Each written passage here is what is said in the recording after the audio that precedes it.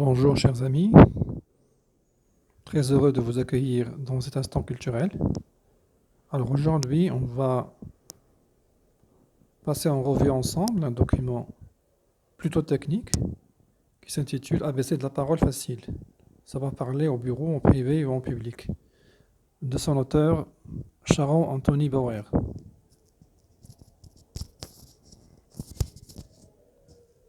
Chez les éditions France Loisirs, Paris.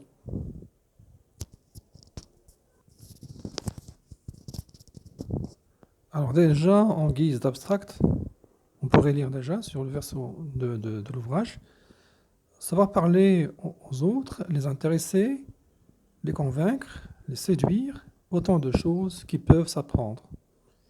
Ce manuel pratique, unique en son genre, permettra à chacun de savoir maîtriser le langage, oublier son trac, développer sa mémoire et gagner l'assurance requise pour parler en public ou en privé. C'est un ensemble donc de conseils, de techniques et d'exercices qui vont aider le lecteur à devenir, quelles que soient les circonstances de la situation de communication, un causeur, aussi agréable que captivant. Alors, que nous propose l'auteur? On dit souvent que prendre la parole en public, c'est une capacité d'émouvoir un auditoire qui fait la différence entre un bon et un mauvais auditeur ou orateur. Que faut-il donc faire pour toucher ceux qui vous entendent ou qui vous écoutent? L'auteur croit qu'un discours est avant tout un échange et qu'il doit plus ressembler à une conversation entre deux amis qu'à un exposé à sens unique. L'orateur ne se contentant alors pas de parler aux gens, mais il parle avec eux. Parler aux autres est quelque chose qui peut s'apprendre et se perfectionner, à condition de faire preuve d'autant de volonté qu'un coureur de marathon qui s'entraîne pendant des jours dans le seul but de terminer la course. Comme lui, il faut vouloir réussir et vouloir communiquer avec le public au prix de tous les efforts dont on est capable de fournir. Ce livre décrit donc une méthode dont le but principal est d'aider les gens à prendre la parole devant une ou plusieurs personnes, en leur donnant les moyens de supprimer petit à petit toute leur maladresse et de développer au contraire des qualités qui feront de bons orateurs. Le livre se compose de 3 parties. La première comprend l'analyse des mécanismes de base qui sont en jeu dans une situation qui met face à face un orateur et son public, son auditoire. Pourquoi est-ce difficile de prendre la parole? Comment intéresser ceux qui vous écoutent? Comment exprimer ce qu'on veut dire de la meilleure manière?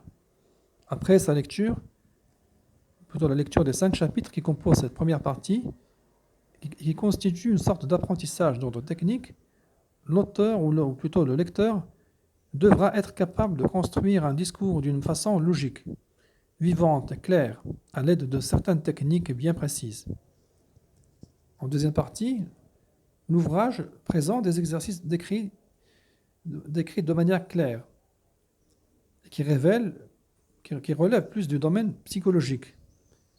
Cette partie propose en fait un travail sur soi-même, destiné à développer sa confiance en soi et à affirmer et à raffiner la personnalité de soi face à un auditoire, tout en respectant ses attentes et ses besoins.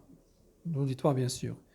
Elle est à découper en 6 chapitres, dont le dernier concerne plus particulièrement la prise de la parole dans des groupes de travail, dans un milieu professionnel.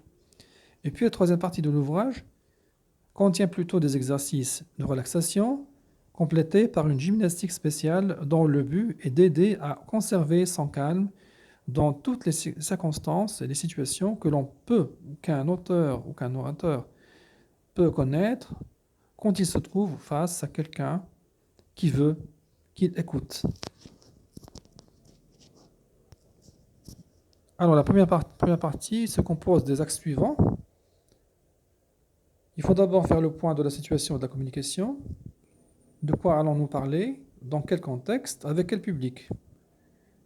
Deuxièmement, préparation du sujet et la mise en forme du discours.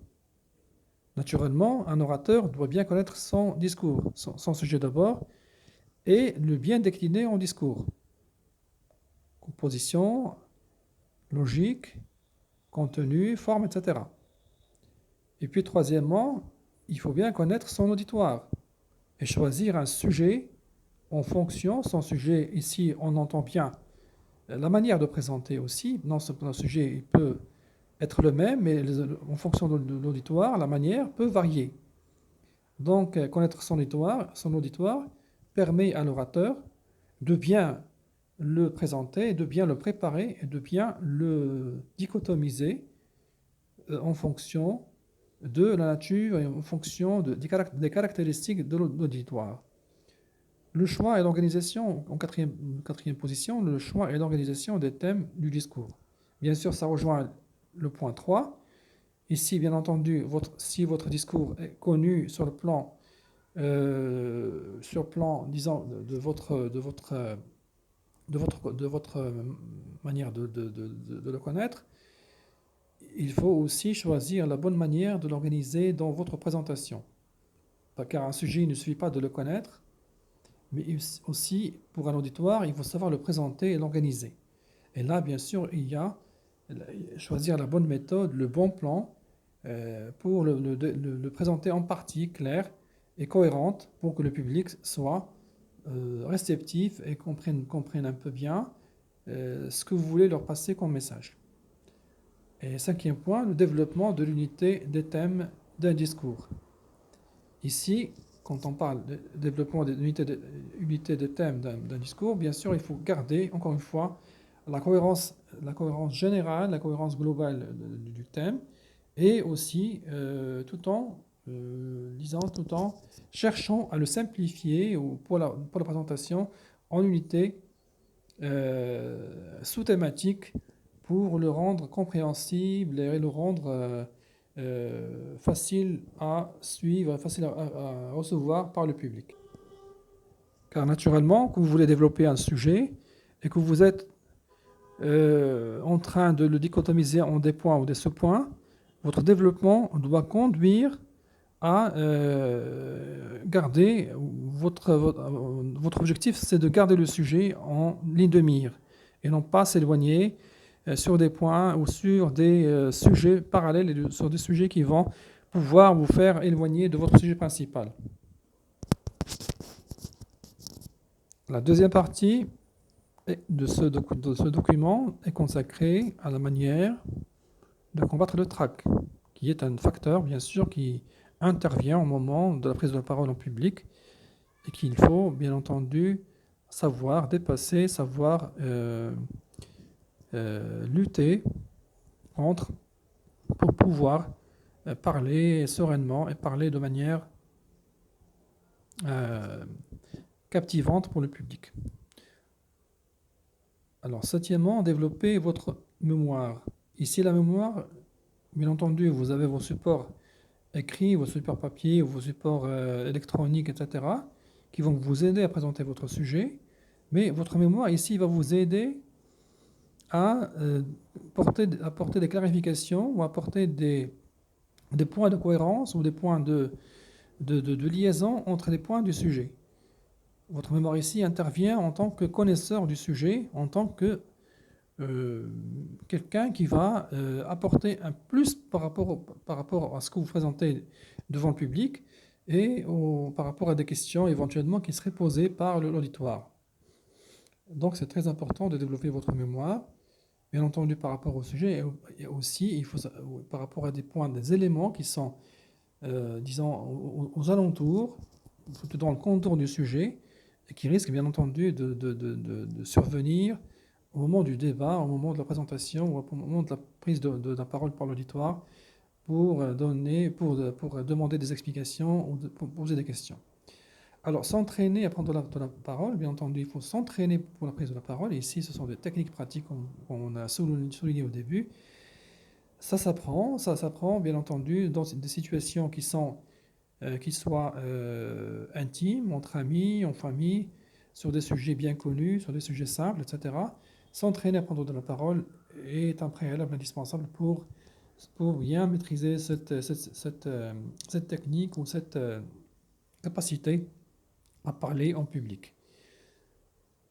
Comment améliorer votre style? Le style ici, bien entendu, comme pour l'écriture, le style de la prise de la parole, ajoute un plus au contenu.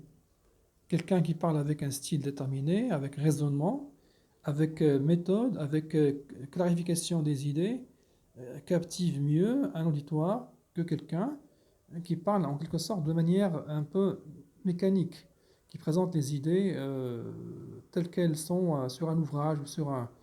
Alors le style ici intervient pour ajouter un plus à la captivité et à la auto-d'écoute qui émane de la salle ou qui émane du public.